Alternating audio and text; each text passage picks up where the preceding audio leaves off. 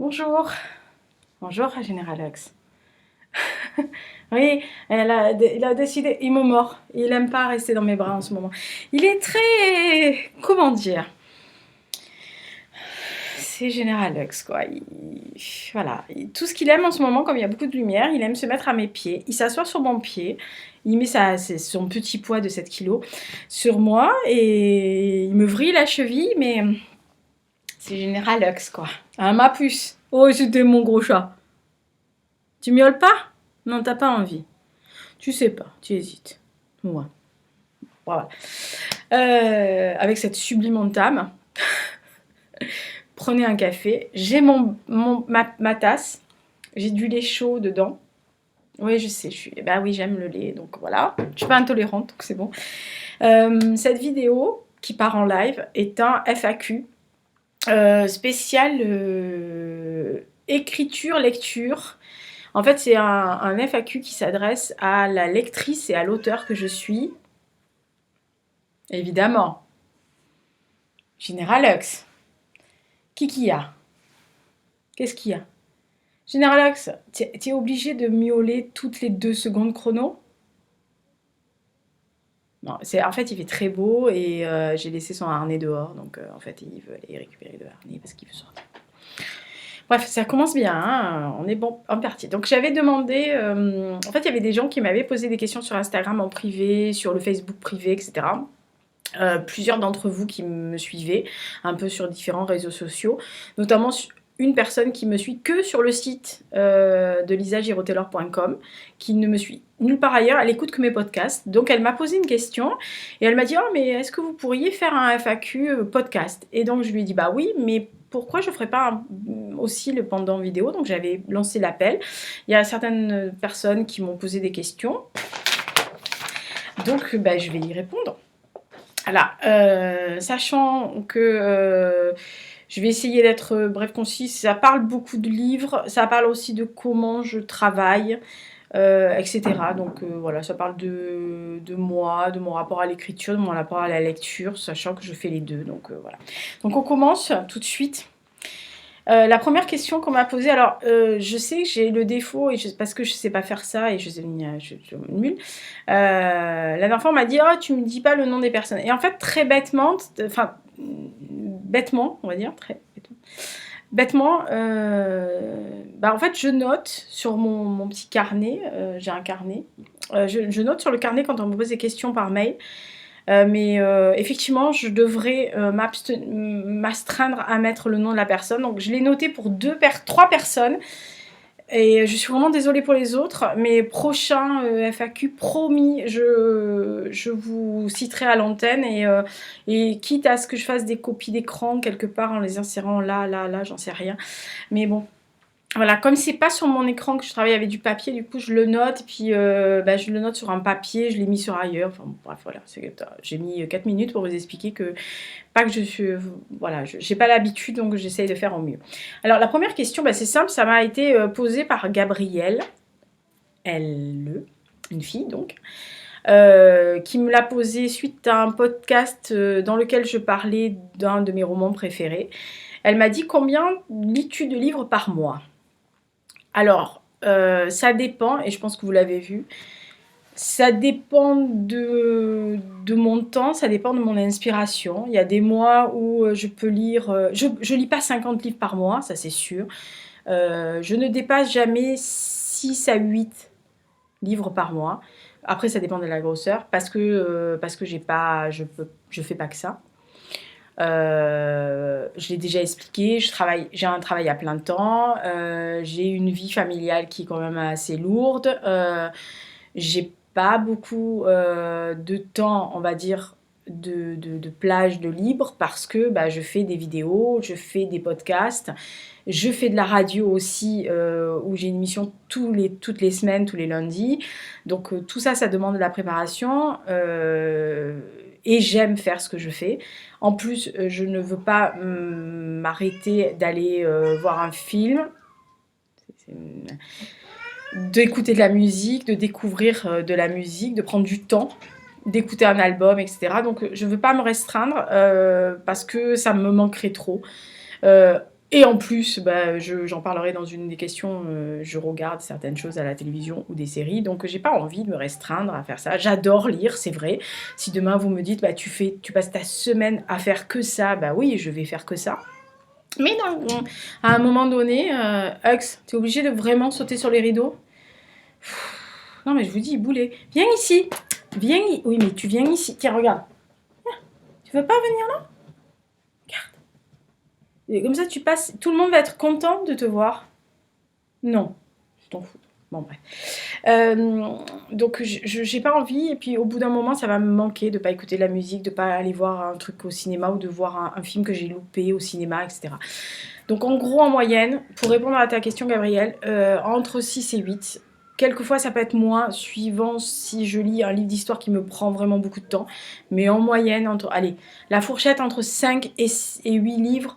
Et quand je dis 8 livres, c'est pas de 8 fins, c'est des comme ça. Voilà, donc en gros, entre 6 et 8. Peut-être, ouais, voilà. En moyenne, on va dire 6 si tu veux vraiment une moyenne, une fourchette. Deuxième question. Alors, ça m'a été posé à la fois par Gabriel, mais ça a été aussi posé par Suzatine sur la chaîne YouTube, qui m'a... alors, Gabriel m'a dit quelles sont des habitudes de lecture, manger, boire, etc. Et en fait, Suzatine m'a posé la question de ma routine de lecture. Alors, pour répondre d'abord à Gabriel, pour savoir comment si je mange, je bois, etc. Non. Quand je lis, comme quand j'écris, je ne mange pas, ça c'est sûr. Je peux boire du lait ou... Je suis en train de tirer la chaise parce que Général X voudrait bien monter à côté de moi, mais... il va arriver, il arrive. Je vous le dis, hein, il arrive. Tu es là? Vous voyez le... Zébulon, viens voir. Voilà, regardez où il est. Vous voyez? Moi, je suis un gros chat. Moi, je suis un gros chat, moi. Tu restes comme ça? Non, tu t'en fous. Je mange pas quand je lis, ni quand j'écris parce que ça me gêne. Et puis en plus, j'aimerais pas trop mettre de la bouffe ou quelque chose dans mes bouquins, ça je déteste. Il essaye de boire mon lait chaud parce que, évidemment... Et en plus, il y a du miel dedans, donc du miel de châtaignier, donc du coup... donc non, je peux boire, oui, du lait chaud, je peux boire un café, je peux boire du thé quand j'écris. Quand je lis, rarement parce que j'ai besoin de mes deux mains, bêtement pour lire. Donc si le café n'est pas très loin, je peux m'arrêter, boire, etc. Mais en moyenne, je peux lire 2-3 heures sans boire, sans manger, donc ça ne me pose pas de problème. Pour Suzatine, quelle est ma routine de lecture? J'ai pas de routine en fait. Comme j'ai pas trop d'habitude de lecture, c'est-à-dire que je ne fais pas, je vais pas dire le matin je me lève, je fais ça, je vais lire une demi-heure, une heure, etc. La seule véritablement routine que j'ai, c'est de lire dans les transports en commun quand je vais travailler et quand j'en reviens. Donc j'ai forcément toujours un livre sur moi. Donc oui, c'est entre guillemets une habitude de lecture, mais c'est pas forcément variable parce qu'il y a des matins où j'ai pas envie, que j'ai envie d'écouter que de la musique, et donc mon livre va rester dans le sac, mais que je vais le lire que le soir au retour, ou que le matin quand j'y vais, le soir non.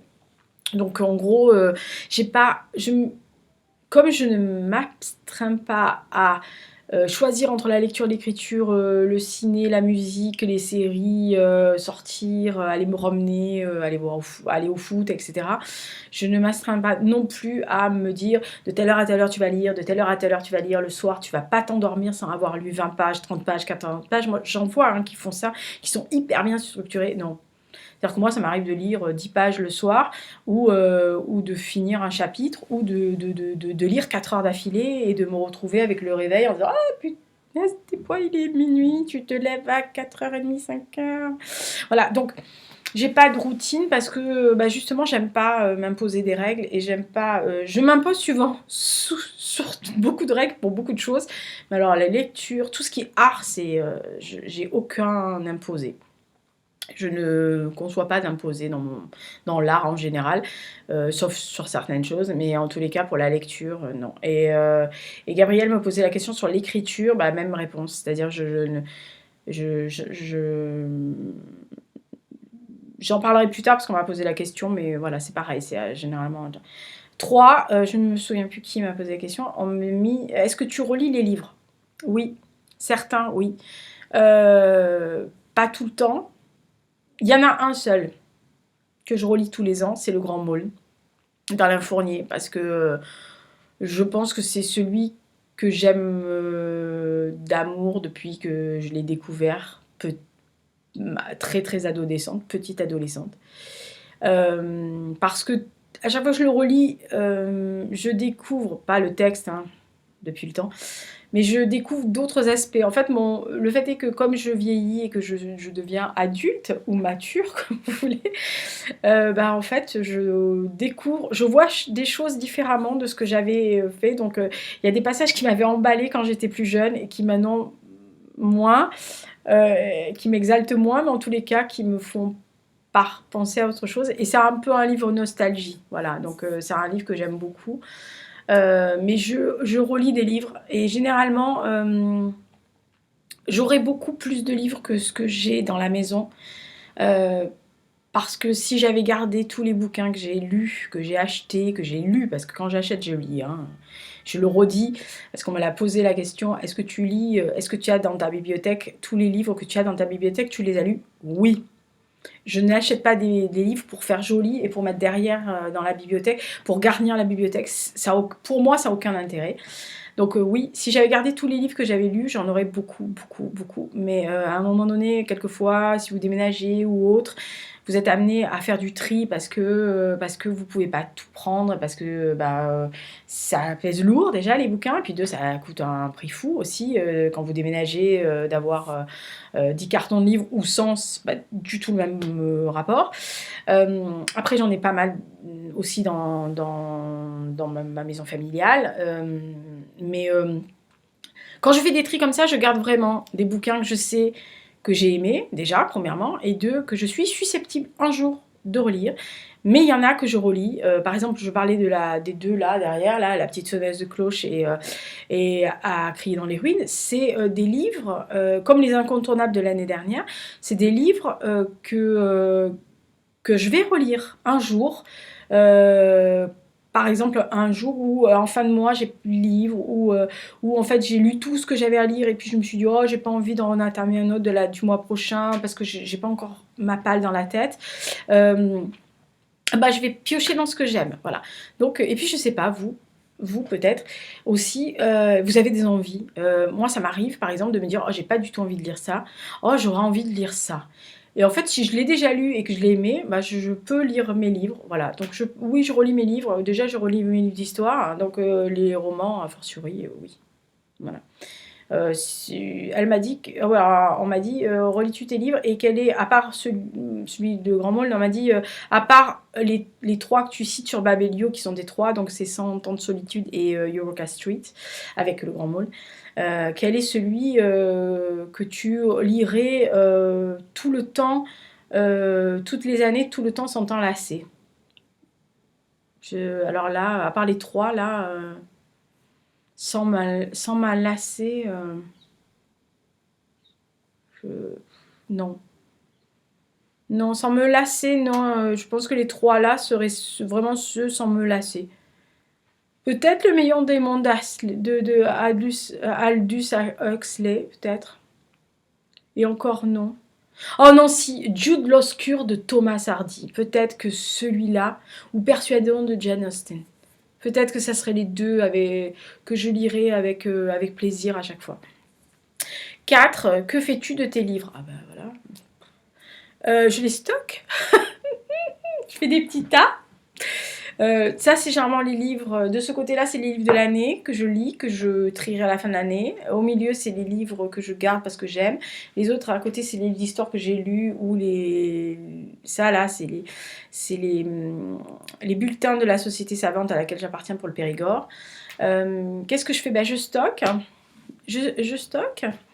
J'en mets un peu de partout. Je pense que je suis à l'apogée de me faire jeter un jour parce que à force je stresse tout, hein. Les tables, les bouts de guéridon, les desserts, le salon, la chambre, n'en parlons même pas. À ce niveau-là, c'est même pas. Je pense que je peux faire une table de nuit avec mes bouquins. Donc je stocke. Après, de temps en temps, il m'arrive de trier. Donc soit j'en donne, très souvent à la bibliothèque de l'endroit où je travaille.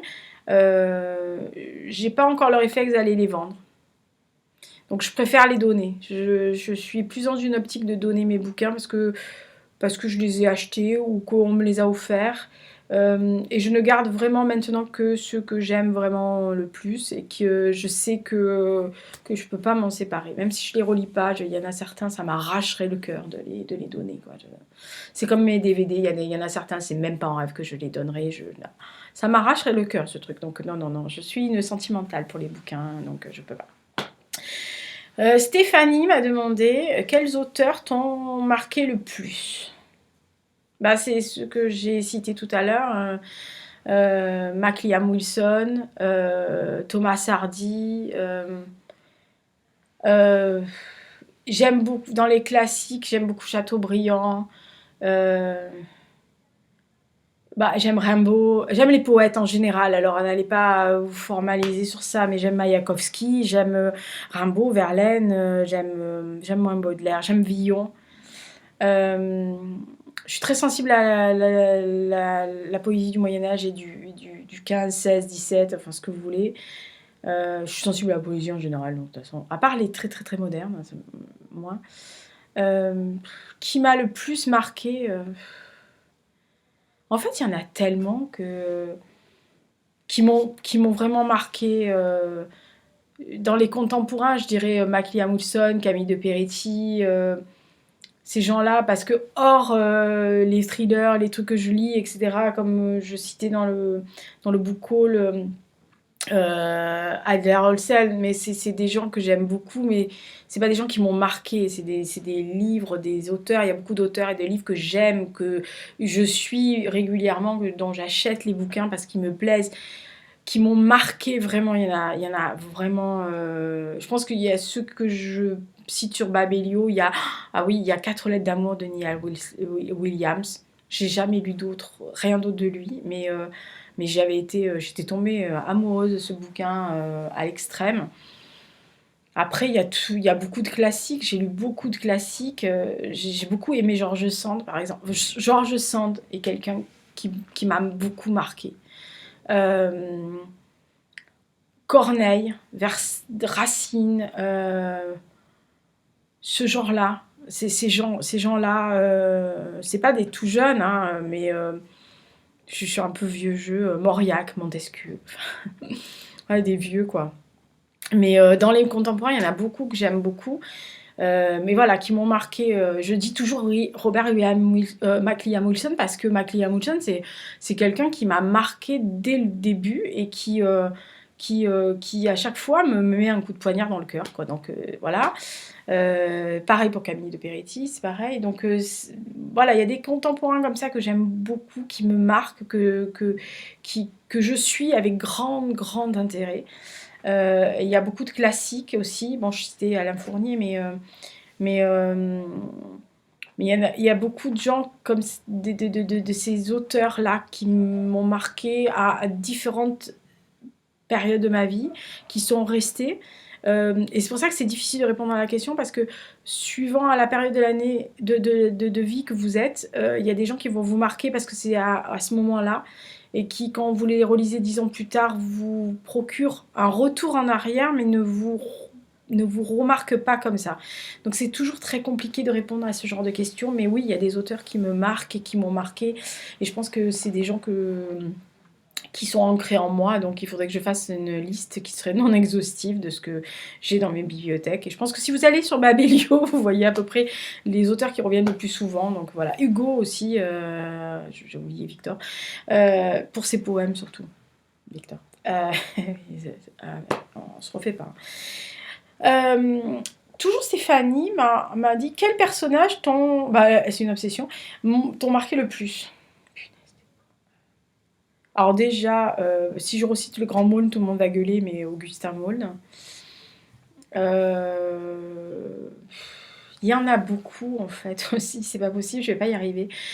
Il les personnages, et peut-être que ça va être plus simple de résumer comme ça. Ce que j'aime dans les livres et dans les personnages, c'est des personnages qui me font ressentir tous les sens. C'est-à-dire l'odeur, la sensation, la peur, la joie. Euh, je parlais, je vais reparler à crier dans les ruines, mais quand vous avez des livres comme ça qui sont assez forts et qui vous donnent euh, cette sensation de sentir, c'est-à-dire qu'à un moment donné, j'ai senti un frôlement quand je lisais. C'est assez rare et moi j'aime ces personnages-là. Et ça peut pas, c'est pas forcément des personnages qui sont charismatiques, qui sont forts. C'est pas Captain America, même si j'aime beaucoup Chris Evans. Mais j'aime l'acteur, pas le personnage.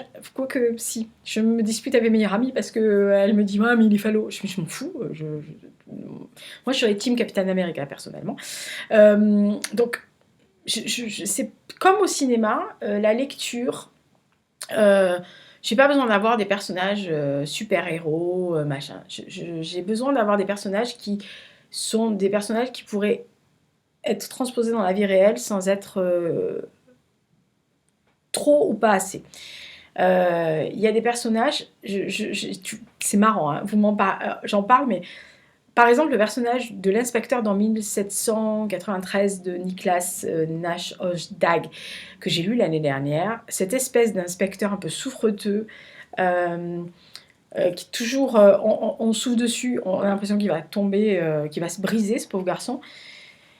C'est un personnage que j'ai adoré parce que il avait les défauts et les qualités dans la cuirasse et j'avais juste envie d'être en sa compagnie. Et voilà, c'est ça. C'est que si je suis dans un roman et que j'ai envie d'être en compagnie des personnages, je trouve que déjà d'entrée de jeu, le personnage va me marquer. Et je vais garder en mémoire des personnages. Et je vais garder des gens comme ça, des morceaux, des morceaux de phrases, des morceaux d'images, des morceaux de sentiments.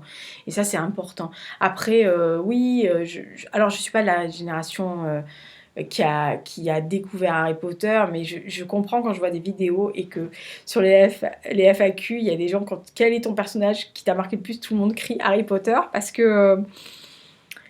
qu'en fait, il vous a fait ressentir, il a fait ressentir des choses à ces lecteurs-là au moment où ils ont découvert. Et je trouve que c'est la meilleure chose dans la littérature et dans l'écriture, pour l'auteur que je suis, c'est de donner aussi des personnages qui vous accompagnent et qui accompagnent aussi, et dont on se souvient, et dont on a envie, on souffre avec, on est heureux avec, et je pense que c'est ça. Donc les personnages qui m'ont marqué le plus, il y en a beaucoup, mais il y en a à chaque fois que j'ai pu ressentir quelque chose de fort. Voilà, c'est surtout ça.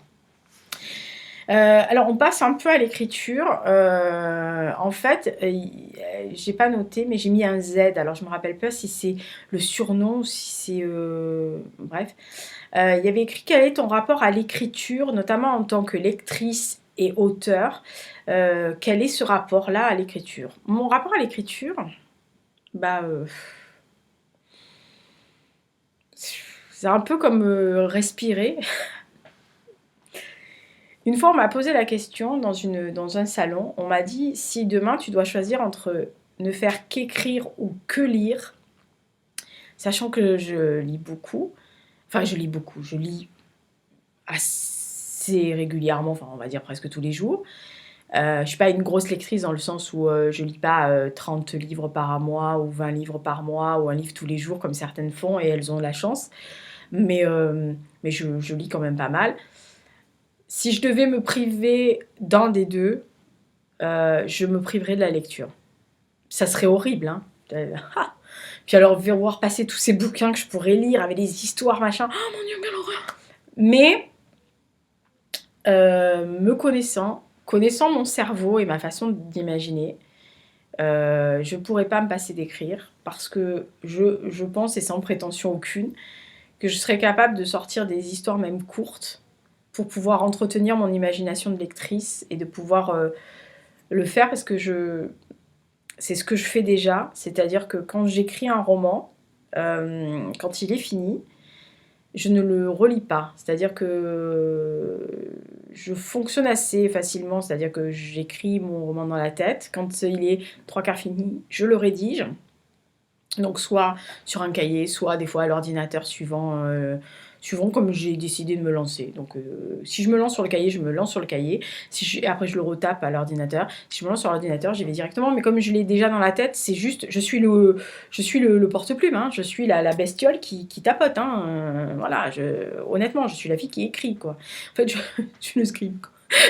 Voilà, je suis le scribe de mon cerveau, c'est-à-dire que l'autre, quand il a décidé que c'était bon, que l'histoire était bonne, bah vas-y, allez, la gueuse, vas-y, écris maintenant. Super. Donc je suis la plume de mon cerveau, si vous voulez.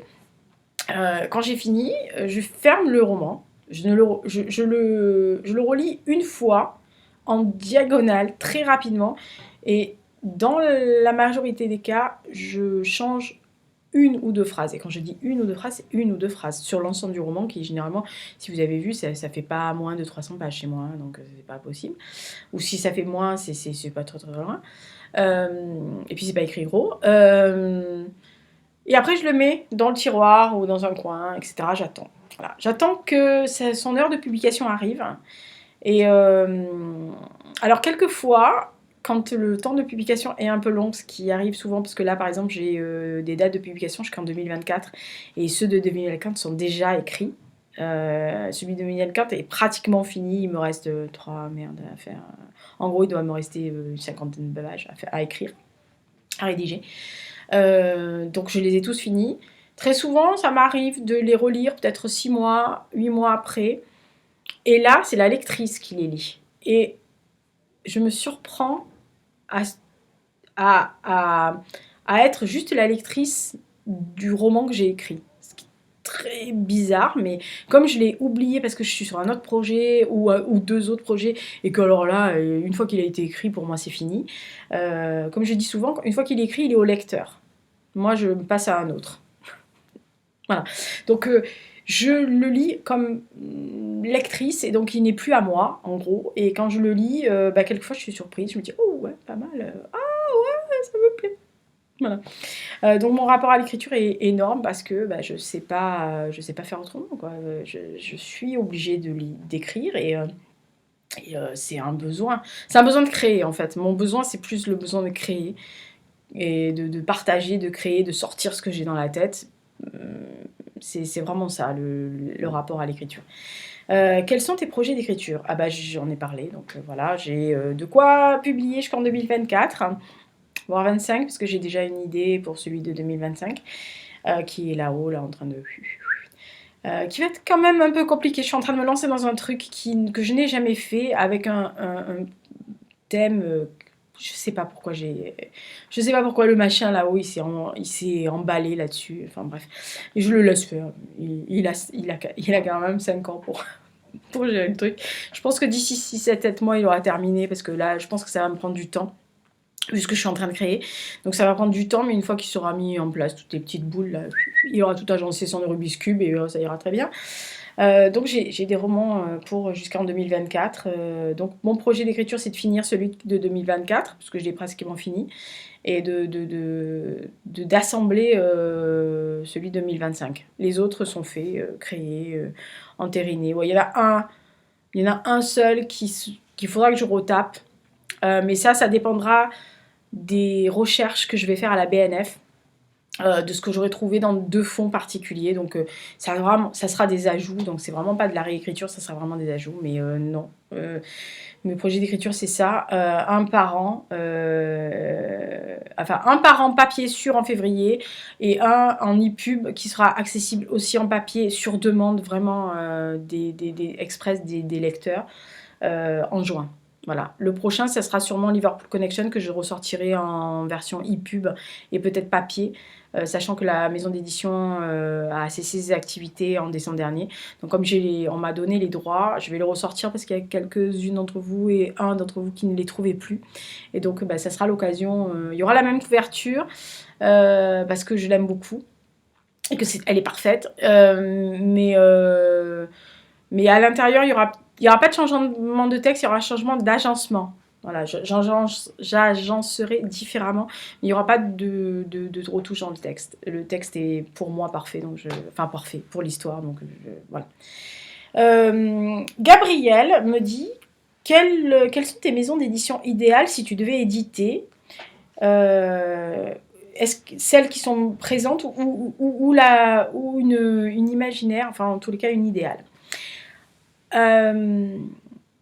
Mon idéal de maison d'édition, en fait, et ça c'est depuis le début, c'est que je fonctionne au coup de cœur et que je fonctionne au rapport humain. C'est-à-dire que mon rêve absolu, ça serait que de trouver une directrice d'ouvrage, enfin en tous les cas un directeur de publication, enfin un éditeur, qui sache qu'il a entre les mains, et c'est sans fausse modestie, quelqu'un qui est capable d'écrire un roman par an, ou en tous les cas de lui fournir un roman par an déjà jusqu'en 2024, et qui connaisse mon univers et qui sache comment je fonctionne, et qui sache que je ne fais pas 2 fois ou très rarement 2 fois la même chose, que j'aime innover, que j'ai des thématiques qui sont propres à moi et je pense qu'ils se reflètent dans certains de mes romans.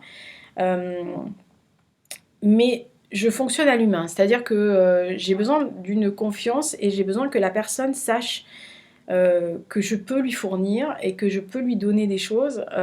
En échange, j'ai besoin que la personne aussi connaisse mon univers.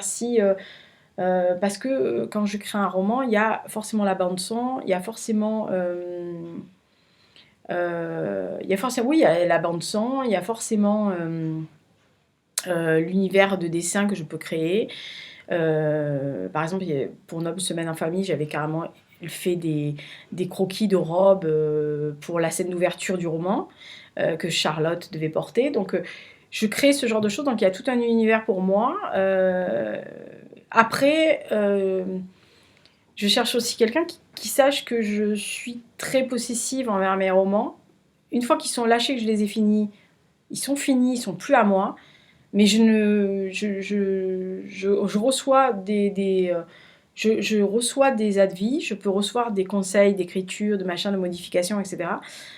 Par contre, toucher à la structure même, c'est-à-dire au nom des personnages, à l'histoire, à la thématique, ça m'est très compliqué parce que c'est mon cerveau qui les a montés comme ça. Et c'est ce que j'expliquais quand mon cerveau les monte, déjà quand je trouve le titre, il colle quoi. Donc voilà, mais c'est un rapport humain. Alors dans mon idéal, et bien sûr, il y a des maisons d'édition que j'aime beaucoup. Parce que je les trouve humaines et que je trouve que leurs productions sont vraiment belles, leur catalogue est superbe et que j'aime ce catalogue-là. Après, est-ce que je suis au niveau de ces maisons d'édition? Je ne sais pas. Est-ce que je me fondrais dans ces maisons d'édition? Peut-être, mais je ne vais pas en citer parce que j'ai encore cette espèce de modestie d'auteur qui fait que il y a des maisons d'édition dont je rêve. Et alors attention, c'est pas les grosses maisons d'édition, vous seriez surpris, c'est pas justement je vais les citer, c'est pas les Gallimard, les machins comme ça, parce que je rêve pas d'être bien sûr que tout le monde rêverait d'être chez Gallimard, mais je rêve pas de ce genre de choses parce que je suis pas au niveau de Gallimard ou de ce genre de maison d'édition, mais non, je veux une structure à taille humaine. Donc il y a des petites maisons d'édition que j'aime beaucoup, avec lesquelles je travaille des fois, ou dont je lis les productions très régulièrement, parce que justement je trouve qu'il y a quelque chose derrière d'humain et qu'ils sont très accessibles et qu'on sent qu'il y a un rapport avec leur auteur un peu amoureux, un peu d'amitié artistique, pas d'une amitié de relation, mais une amitié artistique, parce que la personne sait ce que l'auteur vaut, ce qu'il peut apporter, et ça c'est important aussi pour un auteur d'avoir quelqu'un qui sait ce que vous pouvez apporter et votre capacité de travail aussi. Autre question, oh mon Dieu, ça revient à la lecture, je les ai classés par ordre d'arrivée, hein, c'est pour ça. Combien tu as de livres dans ta palle actuellement, des livres qui attendent que tu les lises? Béatrice, avec un Z. Alors Béatrice, j'ai préparé parce que la question. Voilà ma palle, c'est-à-dire voilà les livres vraiment qui sont en attente de lecture. Je n'en ai pas plus en attente de lecture. Bon, attendez, c'est pavé, hein. Voilà. Il y a 4 livres qui sont actuellement en attente de lecture. Je vais vous les montrer, mais je les pose parce que ça pèse 4 tonnes et demie vu la taille des bêtes. Alors, premier, c'est celui-là, c'est Le Sorceleur. Je l'avais acheté l'année dernière. C'est le livre 1 et 2. Le problème, c'est que entre-temps, j'ai eu le malheur, je suis une gourde, de visionner 2 épisodes de The Witcher. Ça m'a mis sur, sur pause. Donc j'attends, mais je voudrais le lire, mais pour l'instant j'attends. Pardon, Général Hux vient de se réveiller, c'est rien un chaton, voilà. Le deuxième, c'est celui-là. J'ai mis un marque-page parce que je mets déjà mes marque-pages, vous voyez. En fait, c'est Limben's Tunnel de Oksana Hope que j'avais acheté l'année dernière. Petite pavasse aussi. Pareil, la thématique me plaît beaucoup, mais j'ai pas encore trouvé le temps ni l'envie de le lire. C'est ça mon problème, c'est que parce que pour l'instant, c'est des livres que j'ai pas envie de lire. J'ai envie de les lire parce que je les ai achetés et que j'ai vraiment envie de les lire, mais c'est pas encore le moment. Voilà, quand c'est pas le moment, c'est pas le moment. Autre livre que j'ai envie de lire, en fait, je l'ai reçu dans une box de Esthésie Box avec laquelle j'ai déjà collaboré 2 fois. En fait, j'avais acheté parce que je vous cache rien, c'était la box en fait sur le 11 novembre, sur le droit de mémoire. Et donc j'avais acheté la box parce que j'en avais envie. Et j'avais pris de J.F. Léger, Un curieux grain de sable, qui est un thriller en fait, qui se passe dans un futur possible, etc. Il y a un mec qui mène l'enquête parce qu'il est épaulé par une intelligence artificielle virtuelle. Voilà. Et je trouvais que c'était intéressant au possible d'avoir ce genre de thématique. Et l'autre, c'est Kate Moss, Labyrinthe, parce que en fait, j'ai lu La Cité de Feu, que j'ai bien aimé, et on me l'a conseillé.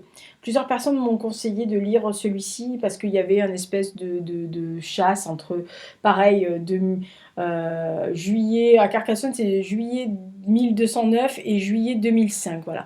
Donc, comme on me l'a conseillé, moi je suis gentille, j'écoute. Donc voilà, c'est les 4 seuls livres de ma palle qui sont en attente de lecture.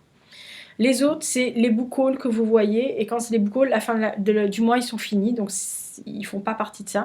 Donc, en gros, ce que je vais vous lire en avril et que j'ai déjà prévu pour mai, que j'aimerais bien lire, il va falloir que je case ces 4-là avant la fin de l'année, sachant que Le Sorceleur et Limben's Tunnel devaient être lus avant la fin de l'année dernière et que je n'ai toujours pas fait. Mais je ne veux pas m'en séparer parce que vraiment, je veux les lire.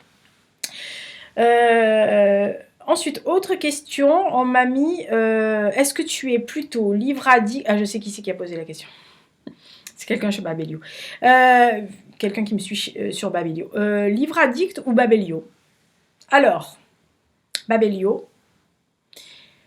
Pas parce que j'aime pas Livre Addict, c'est que en fait j'ai connu Livre Addict après et je n'aime pas, je n'ai pas accroché. Voilà. Je sais qu'on peut classer les lectures par catégorie, il y a des statistiques, on peut faire des trucs et tout. Non, moi j'aime bien Babelio parce que je mets mes bouquins, j'ai lu, comme je les lis. Et voilà, je mets des critiques, oui, de temps en temps, je mets des étoiles aussi. Il y a quelquefois des livres que j'ai lus que je n'ai pas mis d'étoiles parce que le principe de noter, des fois ça me gêne. Mais bon, je le fais parce que ça peut profiter à un livre, je le fais. Volontiers. Mais Babelio, d'ailleurs, j'ai un compte Livre Addict, mais il est vide. On me l'avait ouvert, très gentiment. Quelqu'un me l'avait ouvert, je ne l'ai jamais utilisé. Ensuite, qu'aimes-tu, à part les livres, écrire, dessiner, la photo? Bah tiens, il y en a qui me connaissent. Hein. À part ça, la musique, le cinéma. Je suis une collectionneuse. Les chats. Qu'est-ce que j'aime? Les plages, l'océan, les musées. J'aime beaucoup les expos. Je suis une fan de Soulages. De la Mésopotamie, de Soulages, de la Perse, de Alexandre le Grand. Je suis une fan d'histoire, donc qu'est-ce que j'aime aussi Qu'est-ce qu'elle a dit? Livre, écrire, dessiner, photo, cinéma, musique, voilà. Les arts en général. Euh, j'aime bien la nature, les animaux. Voilà, elle a cité la photo, donc je peux pas le redire. Moxie, j'aime bien la campagne. Je suis une fille de la campagne, vraiment. Et je suis capable de faire un potager. J'ai eu des patates l'année dernière sur mon balcon, donc, et des tomates, et du persil, et du basilic. Je suis une fille de la Cambrousse. Moi, j'aime la campagne. Moins bien la ville pour moi. Et ensuite, dernière question. Putain, vous êtes tranquille là. Dernière question. Alors ça, je sais qui c'est. Parce que j'ai vu son nom. Il s'appelle Stéphane L. Et je sais qui est Stéphane L. Parce qu'il me suivait déjà sur mon blog sous le pseudonyme Stéphane22 avec son épouse. Je sais parce que vu la question, et après j'ai regardé d'où il venait, et je lui ai envoyé un message, il m'a dit ouais, c'est moi. Il m'a mis un samedi 15h. Où peut-on te trouver? Devant le foot. Question con. Un samedi 15h si Liverpool joue, ou l'OM, mais en priorité Liverpool, devant le foot. Je ne me cache pas. Enfin, ça, c'est une question qu'on m'a posée aussi en salon. J'avais été un peu agressée ce jour-là, parce que, enfin, agressée entre guillemets, mais il y avait quelqu'un qui m'a dit oui, j'ai lu dans votre biographie que. Parce qu'on m'avait demandé de remplir un truc sur le salon, et il y avait écrit hobby, est-ce que vous êtes abonné à quelque chose? Et moi, je suis abonnée à Liverpool. Donc, comme une dingue, j'ai écrit abonnement Liverpool FC fan, quoi. Enfin, carte de membre du club de Liverpool. Et donc, elle me dit mais vous êtes auteur et vous aimez le foot? Bah ouais. Quoi? On peut pas? Voilà, donc un samedi 15h, si Liverpool joue foot, voilà, ou l'OM, hein, ou un match de foot important, l'équipe d'Angleterre par exemple, alors là, c'est vénération complète. Voilà, foot. Sinon, s'il n'y a pas foot, il y a Formule 1. Débile. S'il n'y a pas foot, il y a Formule 1. S'il n'y a pas Formule 1, il y a hockey sur glace. Ah non, mais j'ai des activités hautement philosophiques. Sinon, musique. Musique. J'écoute la musique toute la journée, moi. Je suis très radio, hein, je suis pas du tout télé. Je regarde la télé pour les séries, pour les films.